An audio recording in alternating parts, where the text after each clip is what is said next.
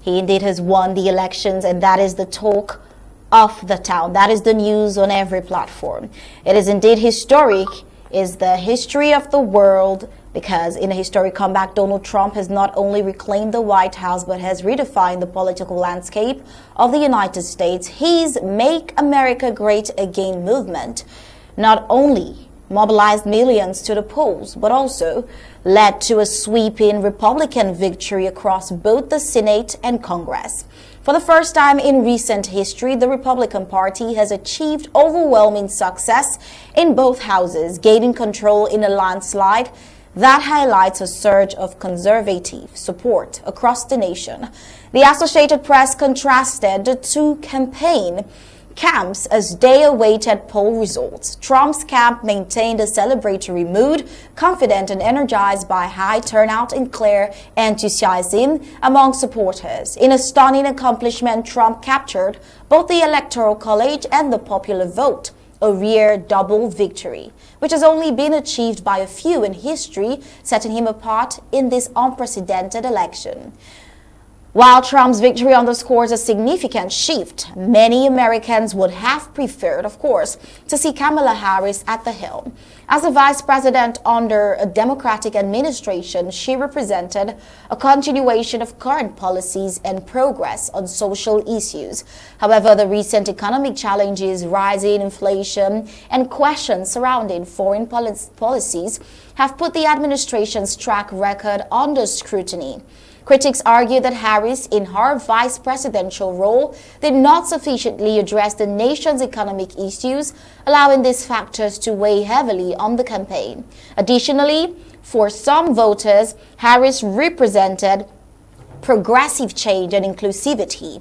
Her position on social policies and a strong emphasis on women's rights, particularly around reproductive health and abortion, garnered support from various advocacy groups. However, her association with the current administration's perceived struggles may certainly have hindered her chances at the presidency.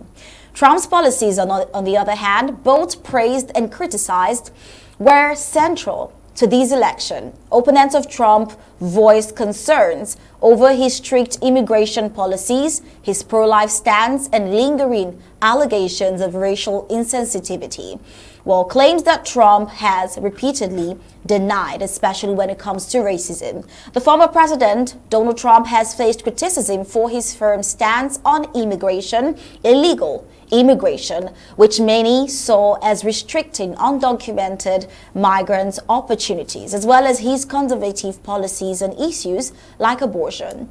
On the other hand, Trump supporters viewed these policies as essential for protecting American values and sovereignty. For them, Trump's immigration stance was a necessary step to uphold the rule of law, and his pro-life policies reflected values of human life.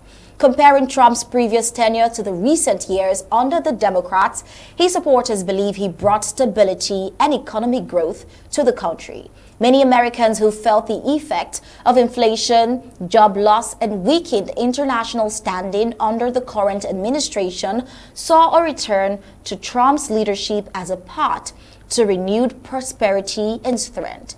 Trump's ability to focus on the interest of the American people and his commitment to make America great again were persuasive factors that ultimately led him back to the White House.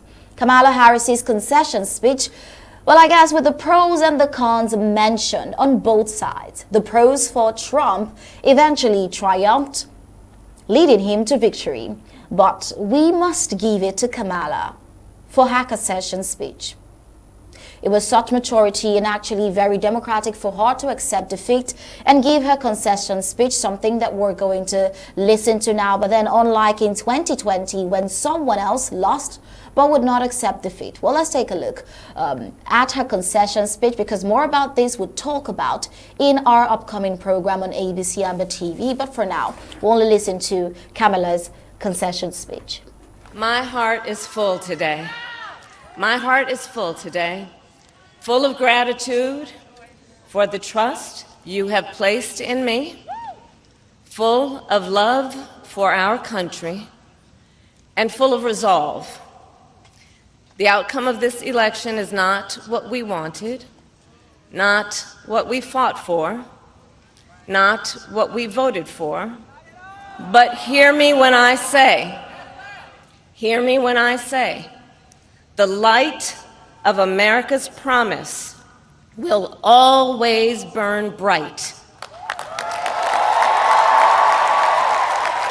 As long as we never give up and as long as we keep fighting.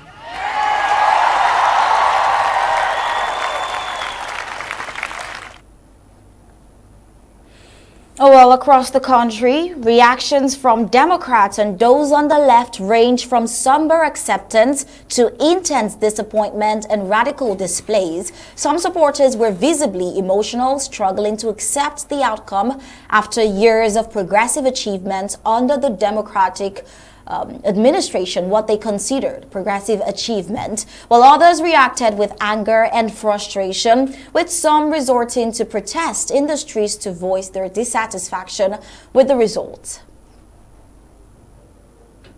The results are in and Donald Trump is once again the President of the United States. But not everyone is happy. Kamala Harris's supporters have taken to social media in droves, crying, screaming and throwing tantrums because the election didn't go the way they wanted. This woman couldn't even muster words and just screamed during her meltdown.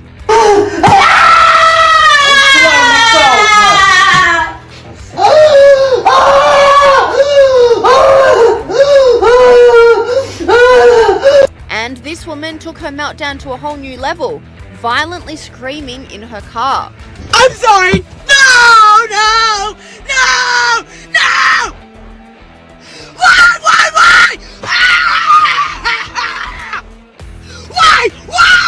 Why? Do you really hate me that bad? And this woman went through a range of emotions throughout her meltdown. What is wrong with you? I can't do this anymore. I'm literally sick. I'm literally sick to my stomach. What has happened to America? What has happened to democracy? What has happened to freedom? I'm done. I'm You know, this very last lady talking about what happened to democracy. Well, America being a democratic country doesn't mean the Democratic Party has to win. Is something they should say to her to help her be a little more consoled. Well, so for Americans, it was a battle to identify the lesser of two evils, as you would say. And from the results, we see that it turned out to be Donald Trump, the lesser of these two evils, where the results underscore that many Americans, whether they agree or disagree with his policies, were ready for a return to Trump's brand of leadership, a change that they believe the country desperately needs right now. Well, before we go, let's leave you with excerpts from the current President of the United States victory speech, where he outlines his plans for America's future. Take a listen. Incredible movement. This was a movement like nobody's ever seen before. And frankly, this was, I believe, the greatest political movement of all time. There's never been anything like this in this country and maybe beyond. It is now clear that we've achieved the most incredible political thing. Look what happened. Is this crazy? We're going to make you very happy. We're going to make you very proud of your vote. I hope that you're going to be looking back someday and say that was one of the truly important moments of my life when I voted for this group of people beyond the president, this group of great people. America has given us an unprecedented and powerful mandate. We have taken back control of the Senate. Wow, that's good. And the Senate races in Montana, Nevada, Texas, Ohio, Michigan, Wisconsin, the great Commonwealth of Pennsylvania, were all won by the MAGA movement. They helped so much.